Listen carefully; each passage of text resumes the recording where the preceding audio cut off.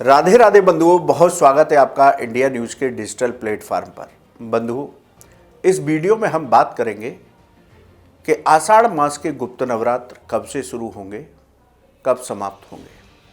गुप्त नवरात्र की शास्त्रों में क्या महिमा है, गुप्त नवरात्र के दिन हमें पूजा करने से क्या फल मिलता है, गुप्त नवरात्र के दौरान हमें क्या करना चाहिए और क्या नहीं, इन सभी विषयों पर इस वीडियो में चर्चा करेंगे। बंधुओं, शास्त्रों में गुप्त नवरात्र की विशेष महिमा बताई गई है। साल में माँ भगवती को प्रसन्न करने के 4 नवरात्र होते हैं, जिनमें 2 प्रकट होते हैं, जिन्हें हम चैत्र और शारदीय नवरात्र के नाम से जानते हैं। वहीं 2 नवरात्र गुप्त कहे जाते हैं, जो माघ मास और आषाढ़ मास में होते हैं।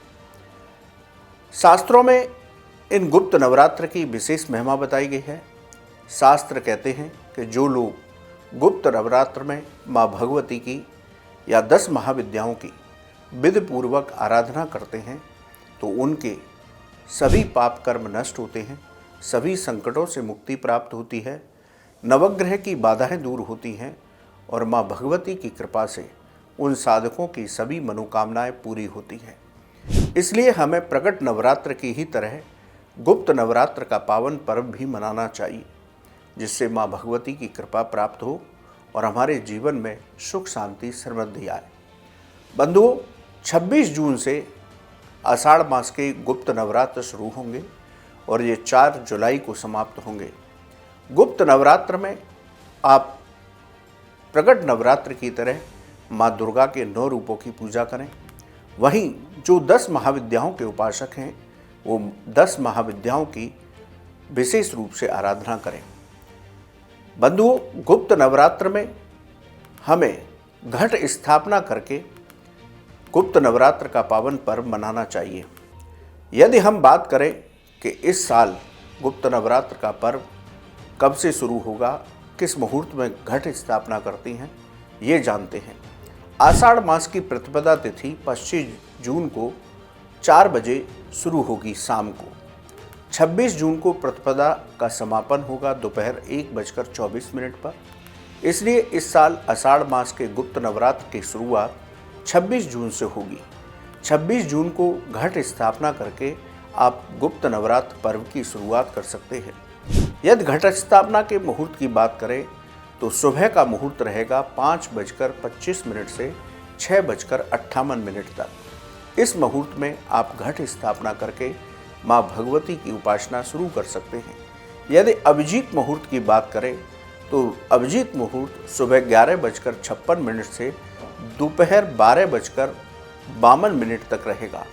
ये अवधि 6 मिनट की रहेगी सिर्फ, इसलिए आप इस 6 मिनट की अवधि में भी अभिजीत मुहूर्त में घट स्थापना करके आप माँ भगवती के नवरात्र की शुरुआत कर सकते हैं। बंधुओं, जिस तरह से आप चैत्र और शारदीय नवरात्र में माँ भगवती की उपासना करते हैं, उसी तरह उसी विधि से गुप्त नवरात्र में करनी चाहिए। उत्तर पूर्व दिशा में एक चौकी बिछाएं, उस चौकी पर लाल कपड़ा बिछाएं, उस चौकी पर माँ के श्री विग्रह की स्थापना करें, कलश की स्थापना करें, जौ बोएं, अखंड ज्योति प्रज्वलित करें। प्रतिदिन माँ भगवती की उपासना करें, उनके 9 रूपों की आराधना करें। जो 10 महाविद्याओं की पूजा कर रहे हैं वो प्रतिदिन 10 महाविद्याओं की पूजा करें। पूजा करने के बाद उनकी आरती करें। आरती करने के बाद दंडवत प्रणाम करते हुए पूजा में हुई गलतियों के लिए क्षमा याचना अवश्य करें। उसके बाद आसन पर बैठ करके माँ दुर्गा के नवारण मंत्र ओम ऐं ह्रीं क्लीं चामुंडाय विच्चे, इस नवारण मंत्र की 1 माला जप कीजिए। यदि आपके पास समय है तो दुर्गा चालीसा का पाठ कीजिए, कवच अर्गला कीलक का पाठ कीजिए, दुर्गा सप्तशती का पाठ कीजिए, सिद्ध कुंजिका स्तोत्र का पाठ कीजिए, माँ दुर्गा की 32 नामावली का पाठ कीजिए। तो जैसा आपके पास समय है उस हिसाब से आप माँ दुर्गा की उपासना कीजिए। संध्या समय पर पुनः माँ की आरती कीजिए और आरती करने के बाद आप जो उपासना करना चाहते हैं वो प्रतिदिन वो उपासना कीजिए। बंधु, इस विधि से हमें माँ दुर्गा के गुप्त नवरात्र मनाने चाहिए। गुप्त नवरात्र के दौरान चाहे आप व्रत रखें या न रखें, इन 9 दिनों में प्रत्येक व्यक्ति को जो सनातन धर्म से संबंध रखता है उसको अपने घर में, परिवार में कलेश करने से बचना चाहिए। इन 9 दिनों में प्रत्येक व्यक्ति को शांत भाव से रहना चाहिए। इन 9 दिनों में मांस मदिरा का सेवन नहीं करना चाहिए। तामसिक भोजन जैसे कि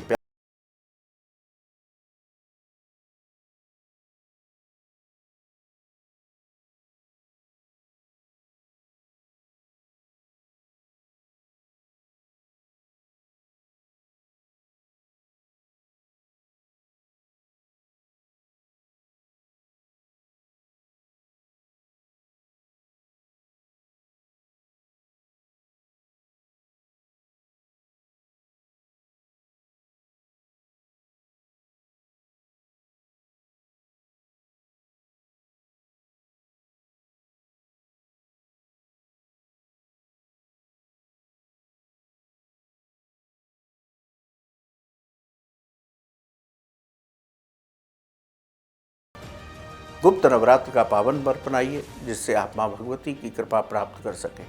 बंधुओं, आपको ये वीडियो कैसा लगा आप हमारे कमेंट बॉक्स में लिखें। या ज्योतिष और धर्म से संबंधित कोई भी सवाल हो तो आप हमारे कमेंट बॉक्स में लिखिए, हम उसका जवाब अवश्य देंगे। आप हमारे चैनल पर जुड़े, आपका बहुत बहुत धन्यवाद। राधे राधे।